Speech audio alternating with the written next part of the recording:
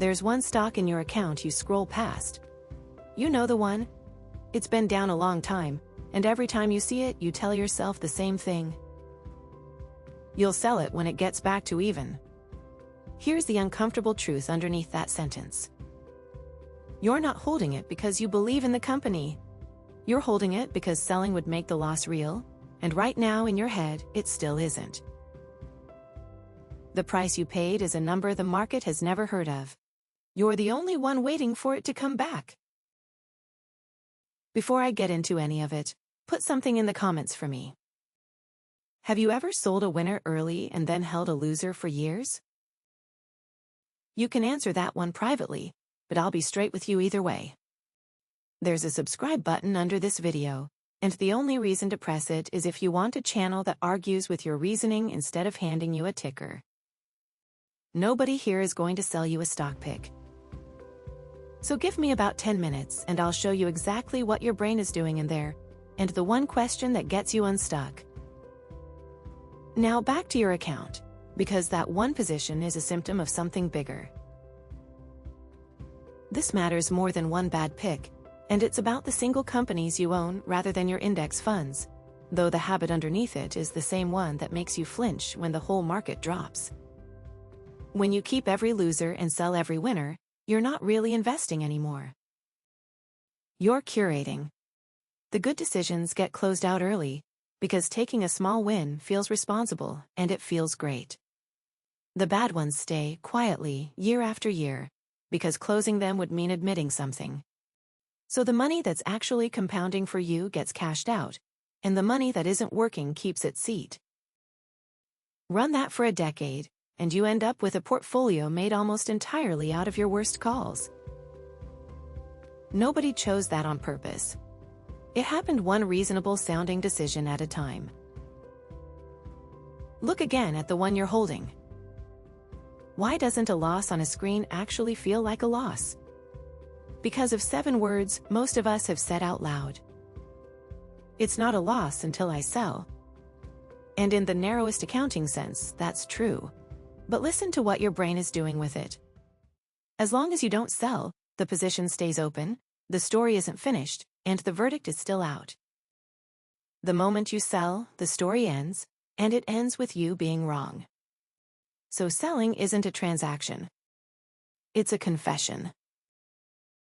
And that's why a grown adult who can negotiate a car price and read a mortgage document will stare at a screen and do nothing for 3 years. You're not protecting your money. You're protecting the ending. The mechanism underneath all of it hides in plain sight on your own statement. That price you paid, what the statements call your cost basis, has no life outside your own account. The company doesn't know it. The market doesn't know it. There is no queue of buyers out there working to get you back to what you paid. It is a number that exists in exactly one place, your statement, and you have quietly turned it into the finish line. Daniel Kahneman spent a career showing how much work that kind of number does on us. Offer someone a coin flip. Heads you win $100, tails you lose $100, and most people say no. They only start saying yes when the win is roughly double the loss. That's the whole thing in one sentence. A loss lands about twice as hard as the same-sized gain feels good. So of course you don't sell. You're not weighing a business. You're refusing to sign for a feeling. Waiting for even is a plan, and like any plan, it's worth checking the math on it. If a stock falls 50%, it doesn't need 50% to get you back. It needs 100%. It has to double. And it gets worse the further down you go. A holding that's dropped 80% needs to be worth 5 times what it is now. A 400% rise, just to return you to where you started. Nothing about that is unusual or unfair. It's just arithmetic. A fall and a recovery are measured from different sized starting points. But sit with what it means. The deeper the hole, the more spectacular the rescue you're quietly counting on. Getting back to even is a steeper climb than the fall ever was. And the position that needs the biggest miracle is usually the one you're most attached to. The part that should bother you is that it isn't just a feeling. Researchers have gone through thousands of real brokerage accounts and found the same fingerprint over and over. Ordinary investors are far more likely to sell a stock that's up than one that's down. The finance professor Terence Odion documented it in a paper he titled, "Are Investors Reluctant to Realize Their Losses?" Behavioral finance gave the pattern a name: the disposition effect. We sell our winners and we keep our losers. Say out loud what almost every investor claims their strategy is. Let your winners run and cut your losses early. That is the precise opposite of what the accounts show us actually doing.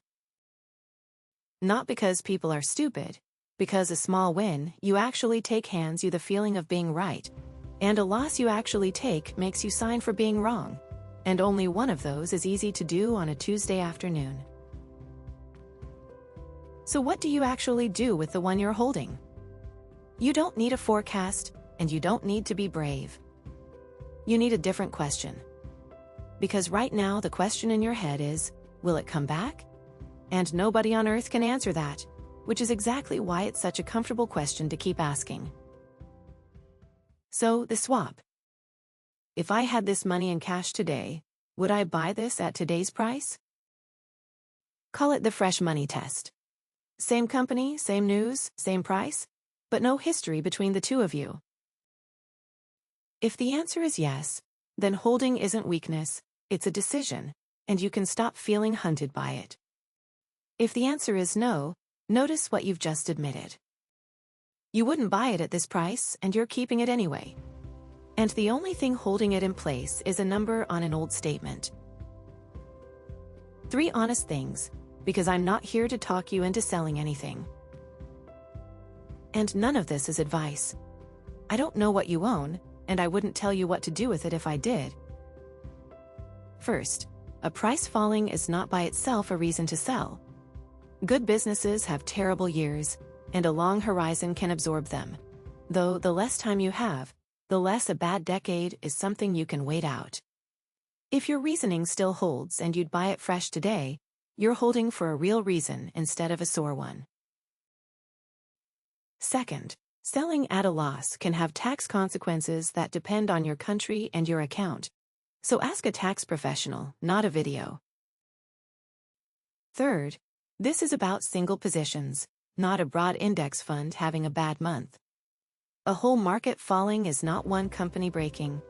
The test says yes to the index almost every time, and that's the point of owning it.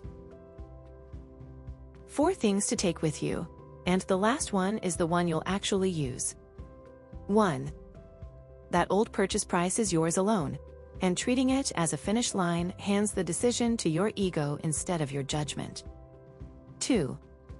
Refusing to sell doesn't stop a loss from being real. It only keeps it unsigned. 3. The climb back is always steeper than the drop, so the plan that sounds patient is often just the plan that hurts least today. And 4. Trade the question nobody can answer for the one you can. Would I buy this now at this price, with money I have right now? So here's your one move for the next 24 hours. Open your account and find the holding you scroll past. Then write one sentence on paper, starting with, "I own this because." And there's one rule that makes it work. The sentence isn't allowed to mention the price you paid, getting back to even, or any hope of it coming back. If you can finish it without them, good, you own that thing on purpose. If you can't finish it at all, you didn't find a bad stock. You found a decision you've been putting off. That's a lot to learn about yourself in 5 minutes at a kitchen table. And keep the line we started with. The price you paid is a number the market has never heard of. You're the only one waiting for it to come back.